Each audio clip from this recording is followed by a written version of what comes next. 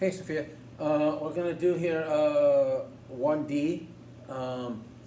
Now, you did ask a question about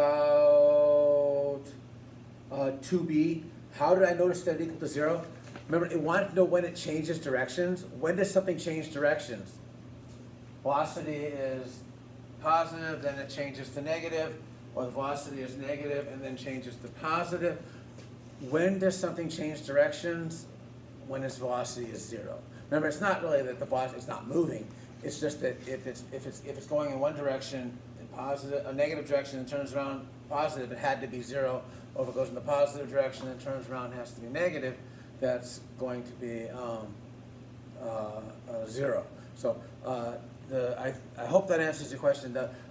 When does something change directions? When I throw something in the air, it's got a positive velocity going up and then a negative velocity going down. When did it change directions? When the velocity was 0. So hopefully that answers your question on that one. 1D. Make sure you understand the question here. Is there a time t when the rate at which the water is pumped into the tank is the same as the rate at which the water is removed from the tank?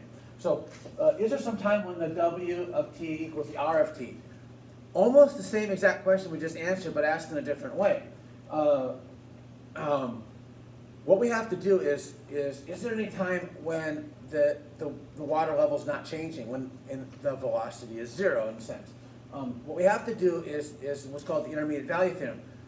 Is there some time when that will be 0? Now, I'm not going to do it the way I did it on there. I'm going to do it a slightly different way. I'm going to say, well, that would mean that W of t minus R of t would have to be 0.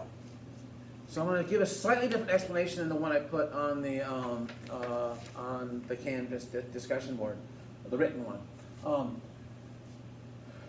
So what you want to do is, why did I do that? Because I wanted to compare it to the question we just did. So here's the deal. If W is bigger than R, it would be positive, and the water level would be going up. Oh, wait, make sure I get that right. Yeah. The water is being pumped in and right. So if W is bigger than R, the water level is going up.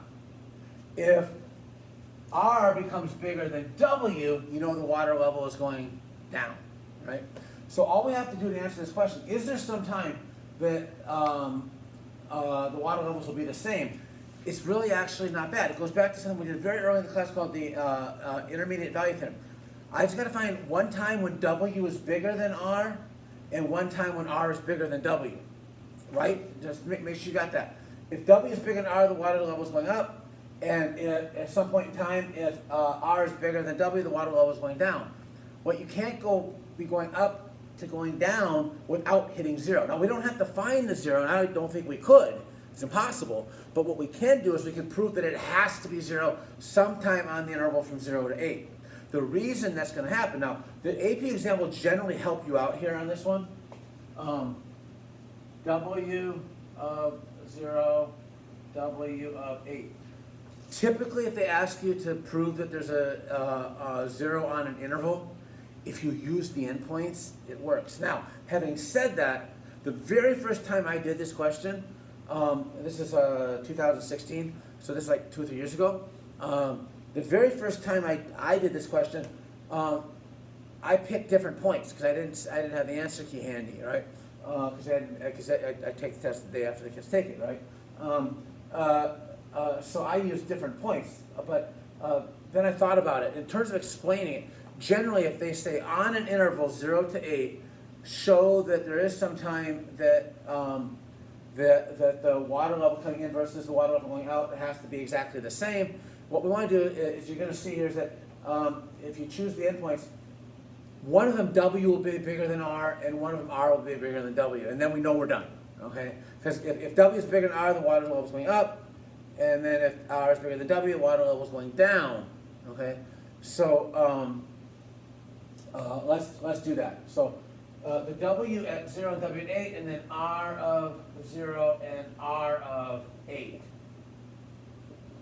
So now the 0 is not bad because the W is this equation here. W of t is 2,000 e to the negative t squared over 20, all right? So if I put 0 in, e to the 0 is 1, so I get 2,000. And if I put, oh, and then you'll get 0 on your chart, 1,340. So when time starts, the rate which the water is going in is bigger than the rate which is going out, because 2,000 is bigger than 1,340, right? So W of 0 is bigger than R of 0. Now, R of 8. Now, let's do R of 8 first. Now, why am I doing that? Because I have to put it in the calculator, right? It's 700. So R of 8 is 700. Now, what I'm crossing my fingers here, and what I'm hoping for is that when I put 8 into this thing, it will be less than 700, okay?